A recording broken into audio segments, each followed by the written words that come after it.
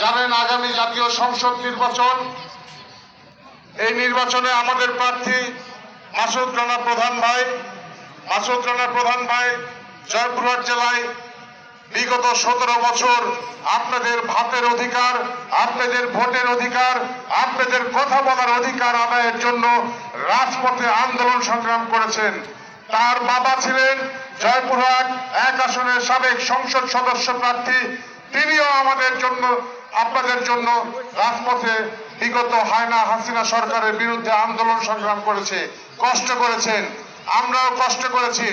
আমার বাবা ছিল জয়পুরহাট জেলা বিএনপির আহ্বায়ক, জয়পুরহাট শহীদ জিয়া কলেজের প্রতিষ্ঠাতা অধ্যক্ষ মোহাম্মদ শামসুল হক, তিনিও আপনাদের জন্য কষ্ট করেছেন। এই জয়পুরহাট জেলার জন্য বিএনপিকে প্রতিষ্ঠিত করার জন্য কষ্ট করেছেন।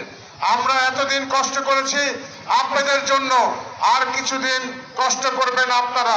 আগামী দিনে যে 12 তারিখে ভোট আসছে, সেই ভোটে আপনারা যদি আমাদেরকে ভোট দিয়ে জয়যুক্ত করতে পারেন, আমরা আগামী সারা জীবন আপনাদের পাশে থেকে সেবায় নিয়োজিত থাকবো ইনশাআল্লাহ। আপনাদের সুখে দুঃখে আপনাদের পাশে থাকবো। দেশনায়ক জনাব তারেক রহমানের যে 31 দফা দিয়েছে, সেই 31 দফার বাস্তবায়নের লক্ষ্যে আমরা কাজ করব। বিএনপি, যুবদল, ছাত্রদল আপনাদেরকে ভালো রাখার জন্য কাজ করব।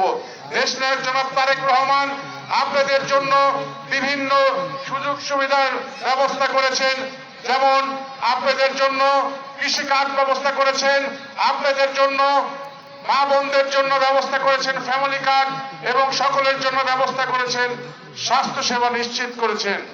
যদি আপনারা আমাদের মাসুদ রানা প্রধান ভাইকে ধানের শীষ মার্কায় ভোট দিয়ে জয়যুক্ত করতে পারেন, ইনশাআল্লাহ সারা জীবন আপনাদের সুখে দুঃখে আমরা পাশে থাকবো। আপনাদেরকে সকলকে ভোটে মাসুদ রানা প্রধানের পক্ষে কাজ করার জন্য উদাত্ত আহ্বান জানিয়ে আজকের মতো আপনাদের মাঝ থেকে বিদায় নিচ্ছি। বাংলাদেশ জিন্দাবাদ, শহীদ জিয়া অমর হোক, খালেদা জিয়া অমর হোক, তারুণ্যের অহংকার তারেক রহমান জিন্দাবাদ। সকলকে ধন্যবাদ। আসসালামু আলাইকুম।